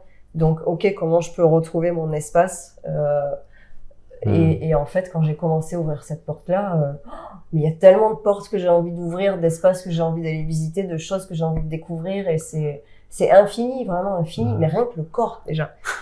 Mais la neurologie c'est pareil, le spirituel c'est pareil, l'énergie c'est pareil. Mais tout ça c'est infini. Alors tout ça ensemble c'est une fois l'infini, on peut faire ça. Et la curiosité pour moi ça fait partie de ça aussi, tu vois. Les bébés, regarde le développement des bébés, c'est la curiosité qui les pousse à se développer. Donc à partir du moment où tu enlèves la curiosité, ben forcément l'être humain il s'éteint. C'est la curiosité. Là, Raphaël est dans une phase de questionnement. Chaque seconde, il y a une question. Ouais. C'est l'expérimentation. Tester. Exactement. Et pourquoi. Et ouais. Et ça, peut-être qu'on nous coupe de ça un peu, d'éducation. Oui, ça fait chier, hein, je suis un peu vulgaire. Mais c'est souvent trop de questions, tu vois, c'est bon. Laisse-moi tranquille, alors que ça fait partie de cet éveil-là, et c'est pas que des pourquoi, blablabla, mais c'est aussi aller curieux avec le corps, tu vois. Oui, c'est l'expérimentation, ouais, c'est ça. Monter les escaliers alors que ça te paraît dangereux. C'est ça, c'est vouloir couper des carottes avec un couteau alors que tu te dis non parce que tu vois que le doigt moins. Mais c'est vrai qu'après, quand on est adulte, on est plus voilà dans la case, et même l'élan de spontanéité, j'ai envie de dire, il est coupé. On voit rarement des adultes d'un coup se mettre à sauter dans la rue, ou à danser dans la rue, ou à rigoler aux éclats pour rien. Enfin bon, on est assez monotone quand même. Hein. J'écoutais ce week-end une interview, et en fait la personne, le gars qui posait la question disait j'ai l'impression que tu as une vie qui est riche, qui est abondante, t'expérimentes plein de trucs, tu vis, t'as du storytelling, du maintien. Qu'est-ce qui fait ça? Et en fait, la réponse de cette personne, ça a été parce que je vis. Parce que la plupart des gens ne vivent pas. Et lui, il s'autorise à expérimenter, à tester un truc. Il prend l'avion, il va discuter avec quelqu'un. Mais c'est pas juste bonjour et puis je mets dans mon coin, je lis mon livre. C'est connecté. Et en fait, je crois que c'est ça. Tu vois, c'est qu'en fait, on se prive de vivre des expériences et du coup, on se prive de connecter, de comprendre, de grandir, d'élargir aussi son champ des possibles ou sa conscience, tout ce qu'on veut en fait. Ça me refait penser aux enfants. Les enfants, spontanément, quand ils rencontrent un autre enfant, ou même un adulte, hein, ils vont vers cet être humain pour échanger, pour partager, pour connecter. Quand on est adulte, on a souvent, comme tu dis, on le fait pas. Et en fait, qu'est-ce qu'il y a derrière, c'est des peurs. Ouais. Toujours pareil. Donc les gens se disent non, j'ai pas de peur. J'en vois plein, moi, qui me disent t'as peur de quoi? J'ai peur de rien. Alors t'en as pas conscience, mais en fait on a énormément de peur, et c'est des peurs qui nous empêchent d'aller dire bonjour à l'autre et de demander des choses ou pas, j'en sais rien, de connecter, parce que purée, qu'est-ce qu'il va penser de moi? Est-ce que je vais le déranger? Voilà, et c'est des peurs, tout ça, de inconscientes, quoi. Et c'est fascinant. C'est fascinant. Soyons des enfants. Mais alors oui, tout à l'heure tu disais un truc, c'est pareil, ça m'a switché là, mais je sais pas si ça reviendra. Je peux te poser une question du coup? Vas-y. Toi, t'as dit quelque chose que j'ai conscientisé, je pense, il y a 1 an et demi. Tu vois, j'ai vraiment pris, et ça a changé beaucoup de choses dans ma vie. T'as parlé de liberté et de limites. Ouais. Et moi, j'ai un besoin énorme de liberté. J'ai une recherche de liberté énorme. Bienvenue au club, mec. Et j'ai compris un truc fondamental, c'est que moi, j'étais opposé à la structure, aux limites et tout. Et je crois que j'ai vraiment compris que, en fait, c'était pas opposé, et que plus de structure, notamment dans le business, plus de limites dans sa vie, amenait plus de liberté, en fait. Et qu'est-ce que t'en penses? Je partage à fond, parce que moi aussi, j'étais en besoin fort de liberté, en me disant oui, il y a trop de limites, je fais péter toutes les limites et c'est bon, j'ouvre. Mais c'est peut-être aussi derrière, c'est pour ça que ça résonne aussi vachement sur alors là, c'est pas la prise de pouvoir, mais c'est se fondre dans l'absolu. Tu vois, quand t'as plus de limites, un être humain, il est limité. Tu vois, on vit dans un espace-temps fini. On vit pas dans l'infini. Donc, vouloir faire sauter les limites, à un moment donné, c'est vouloir se fondre dans l'absolu. Donc, c'est cette l'ego, tu recherche penses de... Peut-être. Alors, je sais pas effectivement si on peut le nommer l'ego, mais oui, certainement qu'il y a une part de l'ego là-dedans. C'est, ouais, c'est la recherche enfin, se croire autre que plus grand, j'en sais rien. L'homme-dieu, un peu. Voilà, un peu l'homme-dieu. C'est pour ça que j'appelle ça l'absolu, parce que voilà, mais c'est un peu ça, la recherche de Dieu qu'il y a derrière. Et jusqu'au jour, en fait, effectivement, où j'ai compris que sans limite, c'est la folie. Parce que il y a un exemple qu'on m'a donné un jour et qui résonne très très fort pour moi, c'est si tu es sur la terrasse d'un immeuble, d'un gratte-ciel, et que tu enlèves toutes les barrières de cette terrasse, et que tu veux jouer au ballon, bah du coup tu vas jouer 3 secondes, quoi. Jouer au ballon 3 secondes, ou alors tout petit, comme ça, à 2, tu vois. Alors que si tu remets des limites, des barrières à cette terrasse de gratte-ciel, bah du coup tu vas être en confiance et tu vas pouvoir refaire une vraie partie de foot. J'adore la métaphore. Carrément. Ouais. Et quand on m'a dit ça, ça a fait waouh, de ouf. Et en fait, effectivement, les limites, elles sont garantes de bah, au pire, en fait, j'ai un espace, et ça rejoint la sécurité, où moi je raisonne vachement sur ce besoin de sécurité aussi, parce qu'en enlevant toutes les limites, bah, du coup j'ai enlevé aussi toute la sécurité. Enfin moi ça a mis un gros bordel dans ma structure quand j'ai fait ça, parce que du coup il y a tous mes repères qui ont sauté en même temps, tu vois, et j'ai mis un gros chaos. Et d'ailleurs ma vie matérielle, elle a explosé, parce que bah, j'ai vraiment fait sauter tous mes repères, et il y a tout qui est parti en sucette, quoi, dans quasiment tous les domaines de ma vie, jusqu'à ce que je comprenne que, ah, ok, en fait, si je relimite, donc déjà, je reborde ma sécurité, donc c'est sécurisant d'avoir aussi des barrières, tu vois, et en même temps, ok, ben là, c'est l'espace où j'évolue. Et que tu choisis toi aussi. Exactement, sachant que ces limites sont évolutives. Là, aujourd'hui, elles me conviennent, demain, j'ai besoin de ça, ben c'est ok, je mets ça. Après-demain, j'ai besoin de ça, oh là là, me faites pas chier, tu vois. Et comment tu fais pour te mettre des limites qui ne soient pas que mentales? Ouais, ça c'est encore un gros challenge, mais c'est en faisant tout ce travail autour du corps et du mouvement. Et le corps en mouvement, ça me paraît essentiel, parce que le corps est vivant, donc le corps en mouvement, et la vie c'est un mouvement pour moi constant. Donc repasser par le corps en mouvement, qui n'est pas quelque chose d'intelligible au sens du mot, du mental, enfin de la logique rationalisée que tu pourrais y donner, ben ça remet justement une expérience sensitive, sensible, au cœur du vivant, qui, comme je le disais tout à l'heure, redonne du sens au travers d'une compréhension organique et plus, intellectuelle. Du coup, voilà, ça, pour moi, il est vraiment là, mon équilibre, ça, J'avais entendu, il y a longtemps, quelqu'un qui disait que la définition de l'émotion, ou des émotions, c'était l'énergie en mouvement, en fait. Et du coup, il y a ce côté-là, en fait. Il y a ce côté bouger, vivre, être pleinement soi, être en mouvement, quoi. Ben, pour moi, l'émotion, c'est non seulement ça, ou quand tu es pleinement en capacité d'accueillir tes émotions. L'émotion, elle peut t'emmener très haut comme elle peut t'emmener très bas. Et souvent, les gens, et moi j'en ai fait partie pendant des années, on a tendance à vivre plutôt comme ça, voire même...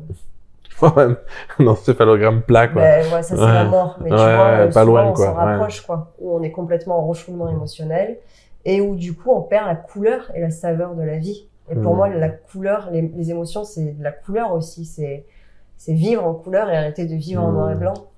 Et les personnes que j'accompagne depuis quelques temps me disent aussi, bah, d'un coup, j'ai l'impression de vivre exacerbé, limite d'être hyper sensible parce que je ressens les choses à fond, et je suis soit très haut, soit très bas. J'ai dit, mais non, au contraire, pour moi, c'est un bon signe de vie, parce que t'arrêtes d'être comme ça et tu te permets enfin de vivre. Alors après, il y a une autre école, et c'est pas antinomique à mon sens, qui dirait cette école qui prône un petit peu le détachement, et notamment le détachement émotionnel. Alors il y a plusieurs courants et on pourrait l'interpréter de plusieurs façons, mais cette interprétation-là que j'ai entendue à pas mal de reprises, de le détachement émotionnel, tu vois, pour moi n'a pas de sens, parce que si c'est pas dans le sens parce que nous, c'est quelque chose qu'on dit souvent aux enfants, enfin, on leur dit pas comme ça, mais c'est, tu n'es pas ton émotion. Exactement. C'est un peu ça le détachement émotionnel. Il y en a qui le disent carrément dans mon but dans la vie, c'est le samadhi dans le sens où je suis un être réalisé, spirituel, et mon corps, peu importe ce qu'il fait, limite, mes émotions, peu importe, je suis détachée de tout ça, je suis un peu au-dessus, tu vois. Donc là, c'est mal posé, effectivement. Ouais. Je suis dans un état de béatitude ou de paix permanente. Pour moi, c'est pas possible. Ouais. Parce qu'à partir du moment où t'es un être réalisé de manière où posée, tu vis des juste, expériences. bah, tu es plus sur cette planète Terre, Ouais, en fait. Donc, effectivement, faire l'expérience d'être humain, c'est faire l'expérience de tout son panel émotionnel. De la dualité. Exactement. Sans s'identifier à, je suis colère, donc je suis une personne colérique. Non, en fait, c'est juste que là, tout de suite, tu ressens une émotion de la colère. Mais tu vois, la personne, que j'avais entendu un podcast il y a des années, la personne, elle disait, au lieu de dire je suis en colère, justement, elle disait, commencez à vous dire je suis traversé par la colère. Oui. Et ce sentiment où on n'est pas l'émotion, et c'est cette émotion qui nous traverse à l'instant T en réaction, finalement, à l'environnement, parce que c'est toujours une réaction face à nous-mêmes ou à l'extérieur, mais qui nous définit pas, quoi. Et c'est ça. Mais c'est aussi se rendre compte dans le détachement, à l'inverse de ce que je disais, c'est aussi te rendre compte que c'est éphémère. Oui. Que si tu te permets de l'accueillir et de la vivre pleinement, elle va pas durer, en fait. Et puis si tu la gardes, c'est un choix, la nourrir aussi. Voilà. Si tu vas la nourrir, ça devient un sentiment, blablabla. On pourrait parler des heures. Ah, mais moi, attends, ça m'a fait penser à un autre truc, là, ce que tu disais, c'était quoi? On n'arrête pas de perdre mes idées, c'est ouf. Ça fuse. Piou, piou, piou. Tu te vois où dans 10 ans? Waouh. Je crois qu'au plus j'avance sur la découverte avec moi-même et au plus j'arrête de me poser cette question, en fait. Déjà du mal à me voir dans 1 an, pour être honnête.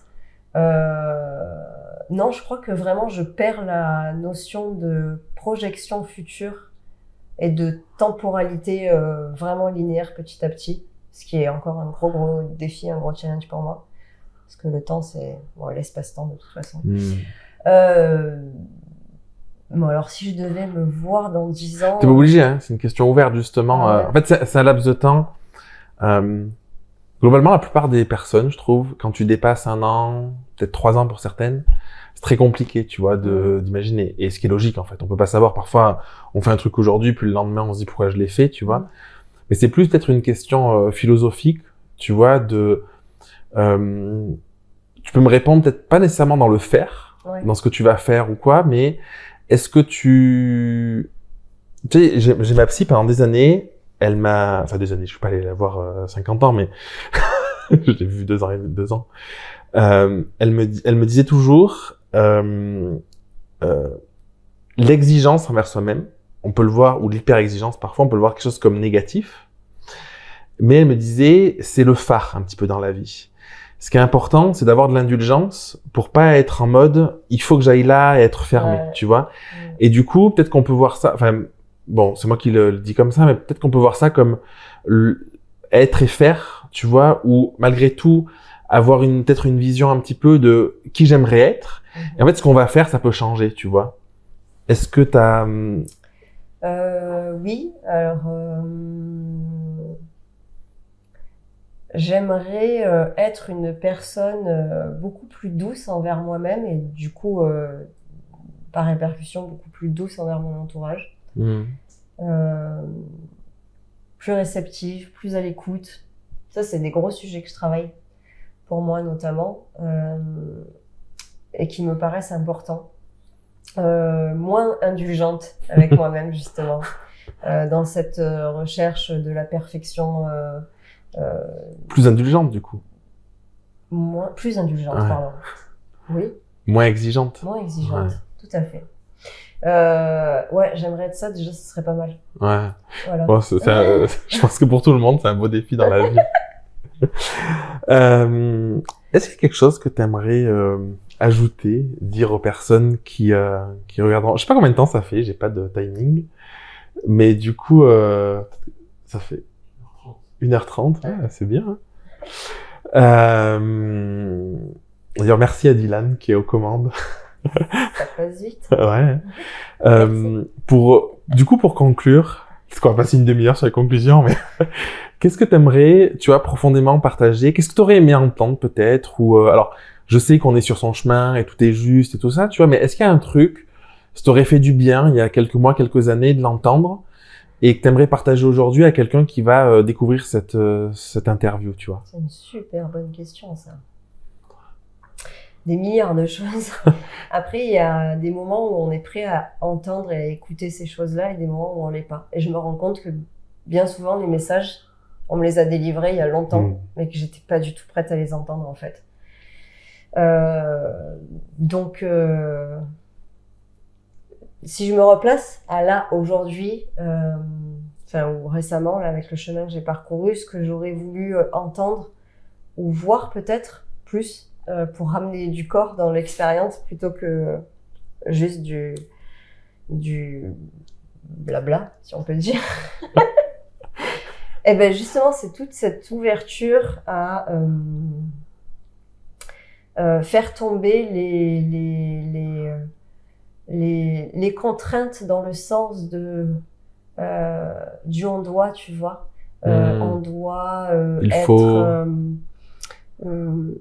pas trop gros, pas trop maigre, pas trop bronzé, des beaux cheveux, bien bouger, bien danser, pas faire voilà des mouvements erratiques dans la rue, j'en sais rien, courir d'une certaine façon, et c'est vraiment ramener du corps dans le sens où en fait le corps il a des milliards d'informations à nous donner et parfois si on le laisse parler, si on le laisse aux commandes, j'ai envie de dire, eh ben il allège notre expérience de vie.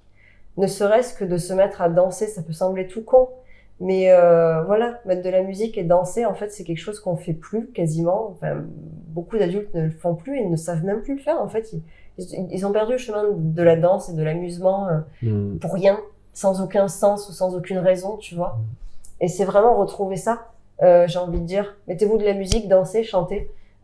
Si vous avez honte, faites-le quand vous êtes tout seul. Mais retrouver voilà cette forme de légèreté en passant par le corps, où le corps il est spontané et il a envie de faire péter justement un peu les limites dans le sens de la contrainte.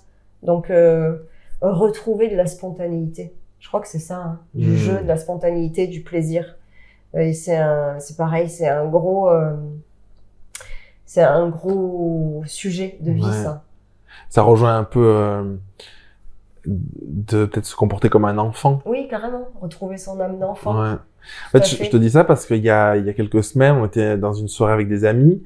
Peut-être qu'il y avait c'était en extérieur, tu vois. Peut-être qu'il y avait, je sais pas, 80 personnes. Et il y avait de la musique. Et peut-être qu'il y avait 15-20 personnes max qui dansaient, tu vois. Et il y avait les enfants. Il y avait Elia et Raphaël, les enfants. Et Raphaël, il venait tout le temps, il me disait, viens danser, tout ça. Donc j'ai passé 1 heure à danser, tu vois. Juste parce qu'en fait, il était là et il était insouciant et du coup, j'étais avec lui, je me marrais parce que c'était ouf, il sautait dans tous les sens et tout machin. Et en fait, ça m'a percuté déjà moi de m'autoriser à faire ça et d'être bien, tu vois. Et en plus, de voir les gens fascinés, de le voir danser, de le voir insouciant et j'ai eu cette perception, tu vois, ce sentiment de la chance d'être un enfant. Et en fait, c'est juste un choix, encore une fois. On peut choisir d'être un enfant aujourd'hui, en fait. Ben oui, on en revient aux peurs inconscientes. En fait, pourquoi on va pas danser? Parce qu'on a peur du regard des gens. Globalement, hein, pour faire très court. C'est la peur du jugement, quoi. À commencer aussi par son propre jugement. Comment on dépasse son propre jugement? Eh ben, je crois que ramener vraiment du corps et ne plus analyser ce qu'on fait avec son corps, c'est une fantastique méthode parce que ça permet vraiment de lâcher le mental et ne plus juger les gestes qu'on va faire et laisser le corps bouger dans ce qu'il a exprimé sans juger ah ben là t'as pas bien levé ton bras, j'en sais rien, c'était pas gracieux ou je sais pas quoi. En fait on s'en fout, juste tu mets ton corps en mouvement ou déjà suivre le mouvement interne du corps, c'est déjà quelque chose. Tu vois, t'es même pas obligé de manifester au début le mouvement à l'extérieur. Simplement de te mettre à l'écoute du mouvement interne, si tu te mets de la musique, comment ça bouge à l'intérieur dans tes cellules, dans ton organisme vivant, déjà pour reprendre conscience que ton corps il vit et qu'il a aussi une autonomie propre à lui-même. Et c'est aussi réapprendre à discuter avec lui, tu vois, et on retrouve cet échange, hein, tu vois, on retrouve l'infini. Et ça permet de lâcher vraiment le mental parce que le corps, il fonctionne complètement différemment que le mental. Il est sur un autre rythme, dans un autre espace-temps, il a d'autres besoins, enfin voilà. Et voilà, un enfant, il va de base, quand il a envie de danser, il danse, quand il a envie de chanter, il chante, il se pose pas la question de s'il est regardé, au contraire, il a envie d'être regardé limite. Bon, ben ça c'est dans le jeu de la construction, mais voilà, il se pose pas la question du jugement et c'est spontané et c'est beau, c'est la vie quoi. Ouais. Donc c'est retrouver ça. C'est même l'inverse, un enfant dès qu'il bride, c'est là où il comprend pas. Et oui, il est malheureux. Parce que c'est bizarre en fait. Ouais, parce qu'on leur coupe les langues de vie petit à petit en fait. Et c'est vraiment ça pour moi le truc de cette pulsion de envie d'aller vers, tu vois. Envie d'aller vers l'autre, envie d'aller vers soi, envie d'aller vers la danse. Et les maîtres indiens, ils disent que dans la vie, le chant, la danse et la respiration, ce sont vraiment 3 choses qu'on devrait faire au quotidien pour continuer à être vivant et à nous nourrir et à grandir, pour être heureux en fait. Parce que si tu ne les fais pas, petit à petit, tu t'éteins ou tu éteins des parties de toi. Et je trouve que depuis que j'ai retrouvé ce chemin-là, je me rends compte que les jours où je me mets pas en mouvement, les jours où je ne chante pas, et encore une fois, je chante comme une casserole. Mais c'est pas chanter pour la performance ou quoi que ce soit, c'est pour soi-même. Et ça peut être simplement chanter tout doucement. Tu disais exprimer en fait finalement. Voilà, ou exprimer, parler, enfin j'en sais rien. Et même le dessin, putain, mais alors... C'est fou, je t'assure, j'ai retrouvé le chemin du dessin que j'avais perdu pareil depuis des années, en croyant que je ne savais pas dessiner.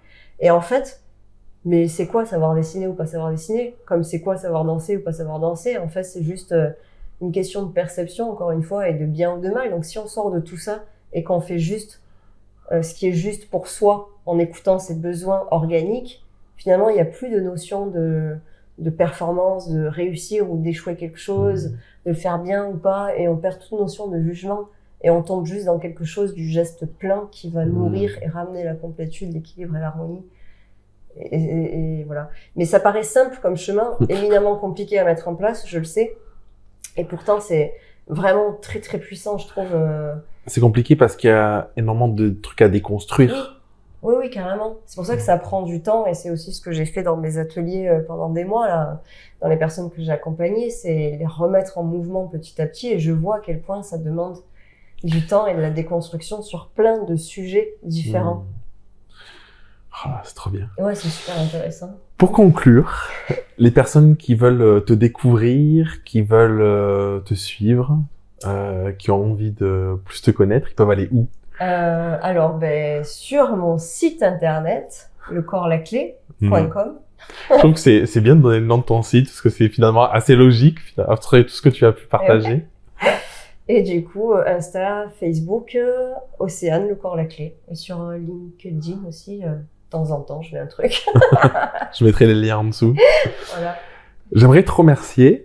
Parce que c'était un peu un test aujourd'hui, j'avais pas trop de doutes sur le fait que ce serait passionnant, mais j'avais envie d'aller dans des échanges, comme je l'ai dit, plus profonds, tu vois, avoir accès un petit peu à, du coup, pas qu'à ton cerveau, mais à toi entièrement, à tes ressentis, à tout ça, et merci pour tout ce que tu as partagé, parce que je trouve que c'est riche d'enseignements. Je pense que quelqu'un qui pourra écouter 10 fois ton interview en retirera toujours quelque chose, peut-être avec les années. Donc juste merci à toi. Merci à toi, c'était génial et j'aurais bien mis du mouvement là-dedans, mais ouais. Jérémy et Dylan nous ont fait un super cadrage, alors on peut pas bouger. on mettra une photo. En fait, tu vois, je bougeais pas trop parce que je me suis dit ah là là, si je bouge trop après le focus, le machin et tout, donc voilà, on était contraints de bouger intérieurement. Mais sinon blague à part, merci à toi parce que c'est pareil, je doutais pas de l'échange profond qu'on allait avoir, c'est hyper nourrissant. Et j'adore ces moments d'échange, ça fait toujours grandir. Cette interview est maintenant terminée. Merci encore de l'avoir écouté jusqu'au bout. Si tu entends ce message, c'est que tu es encore là. Merci d'avoir participé à cet échange. Et j'ai une petite surprise à t'annoncer, parce qu'avec Océane, on s'est dit, on est resté un peu sur notre faim à la fin de l'interview. Enfin, je dis sur notre fait, on a partagé énormément de choses, mais à la fin on s'est dit, il y a plein de sujets qu'on aurait aimé aborder et qu'on n'a pas abordé. Et du coup on s'est dit qu'on allait enregistrer une seconde interview. Donc ça se passe la semaine prochaine, on l'enregistre la semaine prochaine. Donc t'as une semaine tout juste pour nous dire si t'as envie qu'on aborde des sujets en particulier, si t'as des questions. Ça se fait sur Instagram, sur le compte de la Grao Academy. Donc pense à aller nous suivre, d'ailleurs si tu nous suis pas, pense à t'abonner au podcast si t'es pas déjà abonné.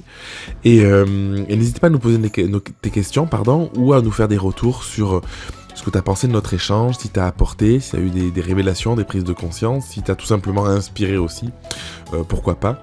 Et je te dis du coup à la semaine prochaine pour une prochaine interview.